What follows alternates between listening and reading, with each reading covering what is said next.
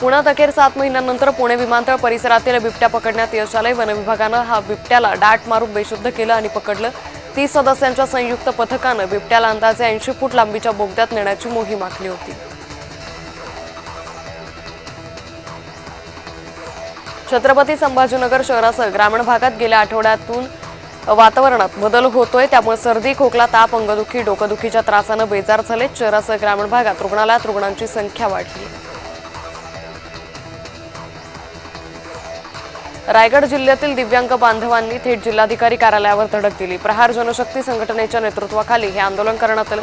दिव्यांग बांधवांनी ठिय्या देत जोरदार घोषणाबाजी केली। दिव्यांग बांधवांसाठीचा आमदार खासदार निधी खर्च व्हावा अशी मागणीही त्यांनी केली।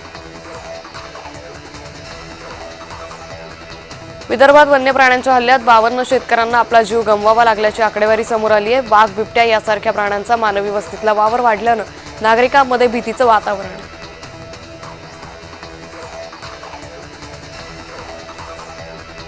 पंढरपूरमध्ये ऊसदर संघर्ष समितीनं बेमुदत आमरण उपोषण सुरू आहे। समाधान फटे आणि त्यांचे सहकारी हे बेमुदत उपोषण करताय। ऊसाला पहिली उचल 3500 रुपये द्यावी या मुख्य मागणीसह इतरही मागण्या उपोषणकर्त्यांनी लावून धरल्या आहेत।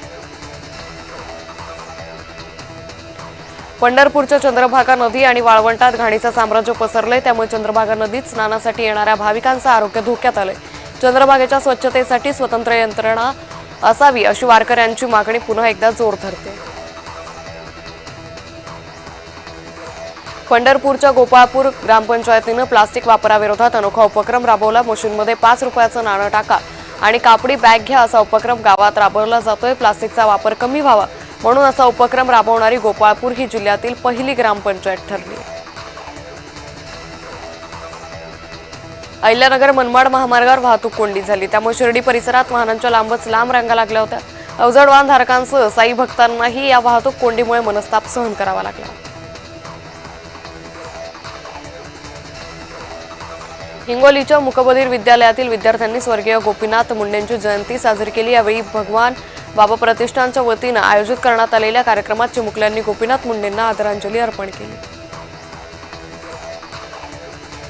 प्रसिद्ध उद्योगपती आनंद महिंद्रा साईचरणी नतमस्तक झाले। शिर्डीमध्ये साईबाबांच्या समाधीचं दर्शन घेत आनंद महिंद्रा यांनी साईंची मनोभावी पूजा केली। यावेळी ट्रस्टच्या वतीनं त्यांचा सत्कारही करण्यात आला। नाशिक जिल्ह्यातील पिंपळगाव बसवंत इथल्या वसंत घोडके यांनी समता पतसंस्थेवर गंभीर आरोप केलेत। कोट्यवधींची जमीन कवडीमोल दरानं विकून भ्रष्टाचार केल्याचा आरोप केलाय। मात्र समता पतसंस्थेचे चेअरमन संदीप कोयटेंनी हे सर्व आरोप फेटाळून लावलेत। पुण्याच्या शिरूर तालुक्यात बिबट्यांनंतर आता मोकाट कुत्र्यांची दहशत वाढू लागली आहे। चिमुरड्यांवर कुत्र्यांच्या होत असलेल्या हल्ल्यांमुळे परिसरात भीतीचं वातावरण आहे। मोकाट कुत्र्यांबाबत वेळीच उपाययोजना करण्याची मागणी नागरिकांकडून केली जाते। बीडच्या मांजरसुंबा घाटात डिझेल टँकरचा स्फोट झाला। संपूर्ण परिसरात आगीचे लोट उठले होते। धुळे सोलापूर महामार्गावरच्या वाहतुकीवर परिणाम झाला। स्फोट नेमका कोणत्या कारणावरून झाला हे कळू शकलेलं नाही। पोलीस आणि अग्निशामक दलाच्या जवानांनी घटनास्थळी धाव घेत परिस्थिती नियंत्रणात आणली। रायगड जिल्ह्यातील 6 आसनी प्रवासी रिक्षाचालकांनी जिल्हाधिकारी कार्यालयावर धडक दिली। प्रलंबित मागण्यांवर सकारात्मक चर्चा होऊनही कार्यवाही होत नसल्याची तक्रार त्यांनी केली आहे। छत्रपती संभाजीनगर शहरातील औरंगपुरा इथं चायनीज कॉर्नर दुकानाला आग लागली। शॉर्ट सर्किटमुळे आग लागल्याची प्राथमिक माहिती आहे। घटनेची माहिती मिळताच अग्निशामक दलाचे बंब घटनास्थळी दाखल झाले। आगीवर नियंत्रण मिळवण्यात अग्निशमन दलाला यश आलं। पुण्याच्या शिरूर तालुक्यातील शिक्रापूर बायपास रस्त्याची गेल्या अनेक वर्षांपासून दयनीय अवस्था आहे। परिणामी प्रवाशांना प्रचंड मनस्ताप सहन करावा लागतोय। शिवाय सातत्याने या रस्त्यावर अपघात होत असल्यानं स्थानिकांनी रस्ता तात्काळ दुरुस्त करण्याची मागणी केली आहे। बांगला मुक्ती संग्रामातील भारताच्या विजयाचं स्मरण करण्यासाठी साताऱ्यात विशेष कार्यक्रम आयोजित केलाय। 14 डिसेंबर ते 16 डिसेंबरला कराडमध्ये विजय दिवस समारोहाचं आयोजन करण्यात आलं। यात सैन्य दलाचं सशस्त्र प्रदर्शन पाहता येणार आहे। भाजप नेते किरीट सोमय्या यांचा संभाजीनगर दौरा होता। केवळ आधार कार्ड दाखवून प्रमाणपत्र देण्याच्या प्रक्रियेवर त्यांनी आक्षेप घेतला। आता विभागीय आयुक्तांकडून 7000हून अधिक जन्म मृत्यू प्रमाणपत्र रद्द करण्याची प्रक्रिया सुरू करण्यात आली आहे। बच्चू कडू यांच्या मार्गदर्शनाखाली प्रहार दिव्यांग क्रांती संघटनेनं धुळे जिल्हाधिकारी कार्यालयावर धडक देत जोरदार निदर्शनं केली।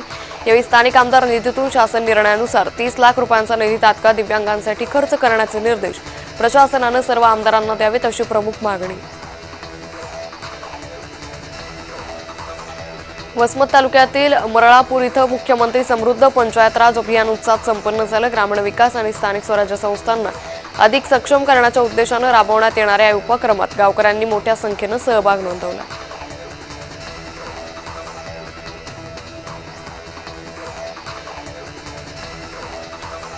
ओंकार हत्ती संदर्भात गोव्यातून पुन्हा सिंधुदुर्गात तो हत्ती दाखल झालाय। सावंतवाडी गोवा मार्गावर नागरिकांनी ओंकार हत्तीला पाहण्यासाठी गर्दी केली होती। हत्तीचे व्हिडिओ सोशल मीडियावर जोरदार व्हायरल होत आहेत।